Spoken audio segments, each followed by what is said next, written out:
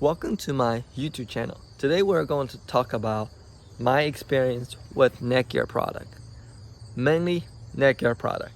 Now, I am going to fully disclose that I have installed and recommend many products from Netgear and other company to different people that want different things. So I have worked with TP-Link and Google and Netgear. So those are the three companies that I work with it, not work with it company directly, but like recommend their product to the consumer. And that's what I done. So now the only product that I want to get my hands on is Airs, because they're modem company. Airs, it's bought out, I think it was used to be Motorola, but don't quote me on that. But anyway, so let's talk about what I think about Netgear. Netgear is a product for router, it's for modem, it's for, any network switch. It is one of a company that's expensive product, have a less customer support, and it's not as good as the competitor. Now, their product is solid. For example, they have a Netgear switch. Their Netgear switch 1 was very popular, and whether it's unmanaged or managed switch, Netgear was one of the switch that we always go to because they have a solid product. Their product lasts for a good amount of time for the switch wise. Now let's talk about the router. I have the first Netgear product that I ever own is the R6300. That's the Netgear router. That's the AC1750. Now, that was just our standard router, and I personally, for the first couple of years, used it quite well. That was back in 2014, 2013. That's my first ever product introduced to Netgear. Now, Netgear have a PoE, or not PoE, they do have PoE switch. They also have power line over Ethernet, so those two devices that communicate through your power wire outlet. Now, also they have multiple things. So today they have the mesh router. So remember, keep in mind, the one that I have is the RBR20 and the RBR20 or RBL20, which is the cellular version that uses SIM card. So now keep that in mind. Those are my experience, and I will talk about them.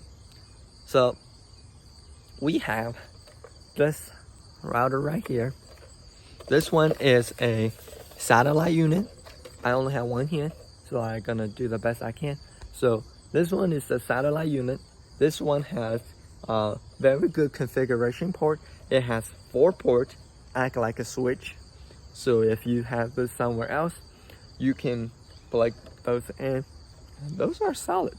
Now, keep that in mind.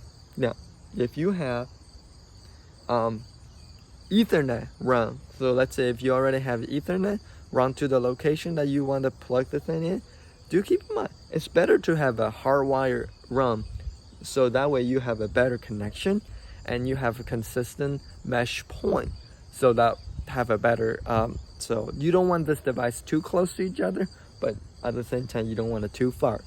So but if you use wire, it will cut out the interference. So this one is the satellite unit. How you know that is the top is white. Also the model number will tells you the model number is the RBS, not the RBR. RBR stands for router. Now, we also has this one is the LTE version. This one costs $400. Now, you might wondering what the heck you have this one for. This one is for backup. So you can make this to be cellular backup, or you can make cellular only, or you can make Ethernet only.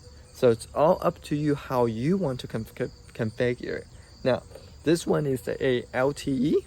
So keep in mind, LTE, it's up to 150 meg LTE speed. So I have not fully tested that yet, but if you're interested, let me know down the comment. Do you want me to test it with a T-Mobile grandfather and plan? That is a T-Mobile tablet free plan. So it was unlimited. It was during a Christmas promotion about a long time ago. So now you wouldn't even find a tablet plan like that. So you might be able to find 2 gig for $10. So, but other than that, yeah, your SOL. Now, they do have an antenna on the back. You do be able to buy a main antenna and hook up to your roof and connect to that. But for us, we choose to just use the standalone like such. This one I use at my house consistently, and I used it at my house for the last year too. And I found after 30 devices, it just kind of keep dropping devices, especially the iPhone. The iPhone just can't connect to it, or we will have a network issue, especially for the Samsung TV. It will just drop and won't work. So that's one of the issue. We have Spectrum and WOW. So I tried both network. But anyway, AT&T, if you're on the DSL, you don't need to buy a router. AT&T does provide you a decent router. So not the best, but decent router. And it's good enough for, thing. Now, let's talk about what my experience with those two devices. So specifically, I'm gonna switch your hands because I'm tired. So specifically, I think the Netgear is customer service are just terrible. They have one of the sucks customer service. So if you want to learn how to do anything or anything, you will have to either Google it or YouTube it.